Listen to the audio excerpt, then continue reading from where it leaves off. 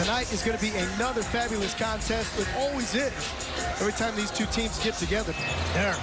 Pocket pick. Asar Thompson taking advantage of Harden. Lays it up. Harden working against Cade. Got to the left hand. Rejected by Cunningham. Double team. Quick double team. Cade dumps it off. Durham pump fake once. Slams it home. It's a 1-point game. Schroeder again tears inside of the basket. Here's Harden driving on Cunningham. High off the window is James Harden. What a fight. Come in here tonight. If you take care of business, you absolutely are sending a message. Yeah, I do think the Cavs sent a message last night. Hi, everyone. Welcome to First Take. Shea Cornette, Monica McNutt here with you. Good morning, Shanae Gumake, Stephen A. Hello, everybody. It's Stephen A. on with the ladies this morning. Shay, it's great to see you again. You look great. Shanae, girl, you've been doing something to yourself. You look fabulous. You look fabulous. And Eminem, as in Monica McNutt, I only got one thing to say, but it's not with my mouth. Are you watching me? Come on, give it to me.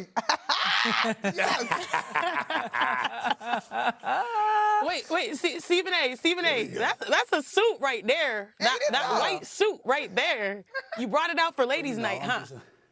I am in LA. It's a little bit different flavor, and the playoffs are approaching, so you will see an upgrading situation taking place before your very eyes. Stay tuned in the week. Okay. All right then. White at 10 a.m. Eastern. Hello? I am here for it. Okay, let's go to some hoops. Here we go. In a rematch from Friday, the Cavs took down the top team in the East last night without Donovan Mitchell again. Jalen Tyson was the leading scorer for Cleveland. They had 22 points. He had 22 points. James Harden added 18 as the Cavs beat the Pistons 113-109. So since acquiring Harden at the trade deadline this season, the Cavs are 8-1 in games he has played for them, with the lone loss being against the Thunder. Harden is averaging just over 19 points per game and over 7 assists per game. So again, 2 games against Detroit in the last 5 days. Cavs without Donovan Mitchell beat the Pistons and then took them to OT in the other one. What does last night's results, though, mean for both of these teams? Mon, what do you think? Well, it's funny, Shay, Chanae, S.A., when the Harden trade went down, I remember thinking, is this going to make them uniquely suited to go to work with Detroit? There's 2 things that you look at it. You look at the way Cleveland performed last night in the absence of Donovan Mitchell. James Harden definitely unlocks another level for those guys. Anybody that has played with him around the league, in particular when you look at Mobley and you look at Jared Allen, the opportunities that he creates there are certainly of note. He's bigger on the defensive end compared to Darius Garland, who was in that position. But when it comes to the Pistons, this is basically what has been said of them that seemingly doesn't apply when they have run into the Knicks. That if you make Cade Cunningham have a nasty day at the office and you make him inefficient, there is not a confident number 2. And in this case, Tobias Harris and Asar Thompson didn't have bad games, but it was very clear to me that Kenny Atkinson was willing to live with that because there is no doubt that Cade Cunningham is the engine of the Detroit Pistons. Janae? Go ahead, Shanae.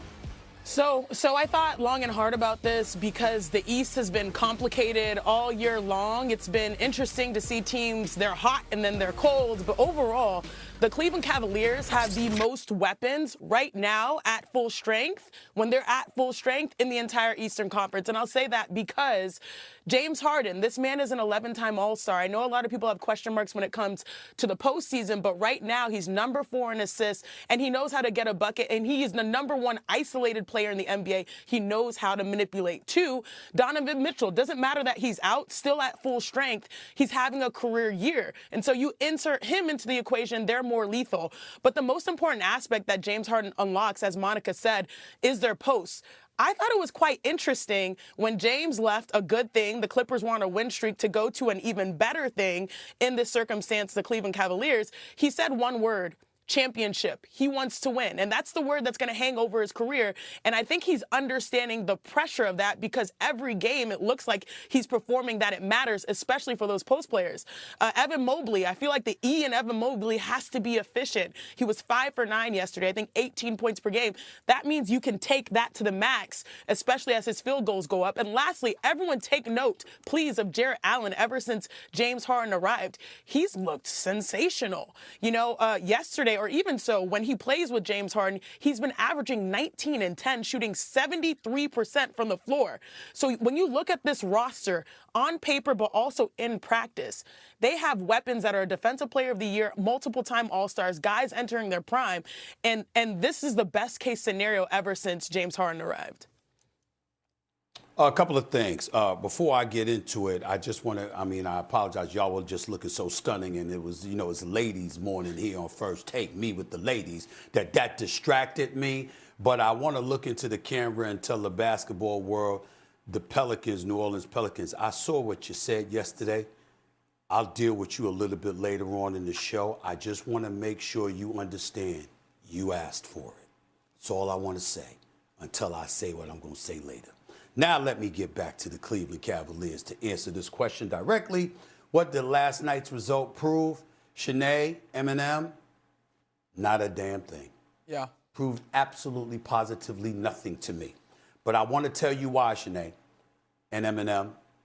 I want to put on the record, the Cleveland Cavaliers got the talent to win a championship. Mm-hmm. They have the talent to win a championship. I want to be very, very clear about that. But the reason why last night meant nothing to me, it was because it's a regular season game. Mm-hmm. And your basketball character is the question mark for this franchise. And that basketball character issue became relevant in the postseason last year before James Harden got there. We have to understand that James Harden, a top 75 player, one of the most prolific scorers we have ever seen. By the way, a future Hall of Famer, if we're really being honest about it. James Harden has the numbers. He belongs in the Hall of Fame, and he will get there. Make no mistake about it. But the indictment against him was whether or not he shows up in big games in the postseason. In his last 4 Game 7, y'all, this is a career 23, 24 point per game scorer. In the last 4 Game 7s, he has averaged 13.8 points on 27% shooting and 17% from three-point range. In closeout, big-time playoff games, he literally has been no-shows where he won't even attempt to shoot for so many shots. Last year in Game 7 against Denver, he attempted like 8 or 9 shots. This is James Harden we're talking about, who can put up 30 in his sleep, but for some reason was anemic in terms of his level of assertiveness and aggression. That's who you added to this squad. He obviously upgrades them. He's an incredible point guard. He's an incredible scorer. Anytime, anywhere he goes, the bigs around him get better. So let's be clear about that, but that's still a question mark about him. Why is that relevant, guys, ladies? Because last year in the playoffs, we watched a couple of games, at least one, specifically, where about 3 starters sat out for the Cleveland Cavaliers in a playoff series. And then all of a sudden, they were available for the next game. Well, if you were available for the next game, how the hell weren't you available for the game before? It's the playoffs. And they sat out and was on the bench and left Donovan Mitchell to go out there and handle his business himself. We've been lamenting that about the Cleveland Cavaliers. And what have we been raving about with Detroit? Their character. What have we been raving about with the New York Knicks from last year? Wondering whether or not we're going to see it again this year. Their character. We know about Boston's character because not only did they win the championship the season before last, but without Jason Tatum, they're top 2 seed in the Eastern Conference right now with an MVP candidate in Jaylen Brown and a great coach in Joe Mazzulla, who we watched Sinead talk about earlier on Get Up. So there's no questions about the character around the Cleveland Cavaliers. But within the Cleveland Cavaliers, there's a lot of questions. And last night tells me nothing. This is a team that you judge come playoff time. We know they got the skills, the talents, the ability, the size, the athleticism, the shooting ability. We know they got it all.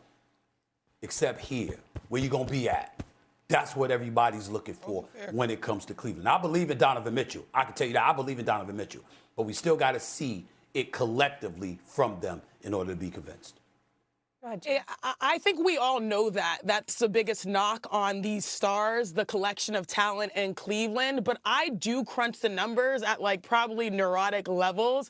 And I do think, Stephen A., you talk about availability, the lack thereof last year in the postseason. That's why you go out there and you get a James Harden, because in the regular season and hopefully in the postseason, one thing we can say about that man's going to be on the court. He's going to be on the court. Now, will he have a disappearing act? That's true. Maybe he may disappear appear in some big moments, and I do believe that's why he went to Cleveland, because he understands in Cleveland he doesn't have to do the most. He doesn't have to be the savior. He doesn't have to deal with all of that pressure that he dealt with in the years past, right? So this is why this fit works. His number one job is to make open threes and let the bigs eat. And so that availability question, I sort of check off. I'm like, okay, they have someone that is a tested vet that will be on the floor. And then secondly, the next big knock is clutch time. And again, I crunched the numbers, and they've been 5-1 in clutch time games since acquiring James Harden. There is this level of we understand the stakes. I agree with you. Regular season game, one game does not matter much. But I do think that this was a team entering All-Star, or even before the trade deadline, that everyone sort of thought, well, we're going to write them off. There are problems here. They have no aspirations. They have turned things around where the expectation now is potentially for them to come out of the East. And that proves a lot to me. That proves a lot to me moving forward for the final, third of the season. But it shouldn't. And I'll give you a stat that somewhat supports your argument, but in the same breath refutes.